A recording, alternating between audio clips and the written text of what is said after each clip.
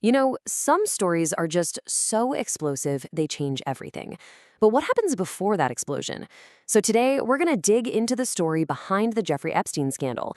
And we're not just looking at the crimes, we're focusing on the absolutely relentless journalism that refused to let the truth stay buried. And this quote, it just nails what this is all about. This isn't just about uncovering a few facts. It's about holding incredibly powerful people and institutions accountable. And maybe most importantly, giving a voice to those the system was literally designed to ignore. All right, so you have to understand, before this thing became a massive global headline, the Jeffrey Epstein case was basically a ghost. It was a story that some very, very powerful people had worked incredibly hard to make sure was over, filed away, and just permanently forgotten. The official line was simple: case closed. It was a legal matter, it was resolved, it's done. But, of course, behind that simple story was a much, much darker reality, one that was being actively protected and hidden. And the key to the whole thing? It was one secret document. Okay, let's really break this down, because this right here, this is the legal machine that made the whole cover-up possible. This was not just any plea deal. No, this was a secret, super broad agreement that essentially gave Epstein and his entire network a federal get-out-of-jail-free card. This is exactly why justice had been stopped dead in its tracks. But you know, every once in a while, a case that's supposed to be closed for good lands on the desk of someone who just won't accept the official story, someone who just keeps digging. And in this story, that person was a journalist. The whole effort to reignite this firestorm, it really came down to the absolute determination of one person, a Miami Herald reporter named Julie K. Brown.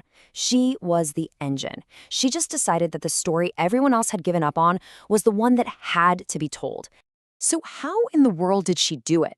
Well, this wasn't some single lucky breakthrough. No way. This was a slow, painstaking process of reassembling a story that had been systematically torn apart. And it all had to start with the people at the absolute heart of the case. I mean, can you imagine spending over a year on a single cold case? It was a total marathon of digging through documents, filing records requests. But the most crucial part of her work? Finding the women who had been silenced for so long. And we're not talking about one or two people. She found over 60 survivors. These are women the justice system had completely ignored. And maybe her greatest achievement wasn't just finding them. It was actually earning their trust. In this right here, this is basically her playbook. First, she found the survivors. Then, and this is key, she just listened. She created a safe space for them to tell their stories. After that, she corroborated their accounts with hard evidence, digging for every document she could find to back it all up. And finally, she pieced it all together, revealing this undeniable, horrifying pattern of abuse and total systemic failure. Now, this wasn't just hard work, it was a battle. I mean, every single step of the way, Brown was running straight into a wall of power, a wall built by money, influence, and a legal system that was protecting its own. Just look at what she was up against.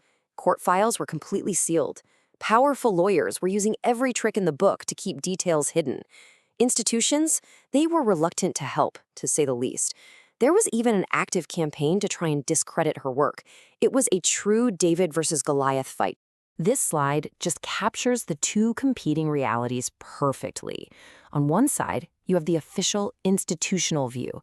The case is closed, the files are sealed, the story is over. And on the other side, the hidden reality that Brown was uncovering. Justice was denied, secrets were being protected, and the abuse was allowed to continue. Her job was to tear down that official version, to expose the truth. So all this painstaking, thankless work, it all led to one single moment. In November 2018, the Miami Herald published her series, Perversion of Justice, and that wall of silence just came crashing down. And you can draw a direct line from her reporting to real-world consequences. It's incredible. After the series drops, a federal judge rules that secret plea deal was illegal. That throws the door wide open for new federal charges. And by July of 2019, Epstein is arrested. And what came next was this massive public reckoning that, honestly, is still going on today. The legacy of this work is just huge. It completely changed how we all understand these secret plea deals and just how easily elite connections can completely obstruct justice. And maybe most importantly, In a time when newsrooms are shrinking, it proved a vital lesson that one determined local reporter can still hold the most powerful people on the planet accountable. And that really leaves us with this final thought. We all agree that justice requires truth, right? But what this story proves is that truth doesn't just show up on its own. It has to be fought for, piece by painful piece, by someone who simply refuses to let it die.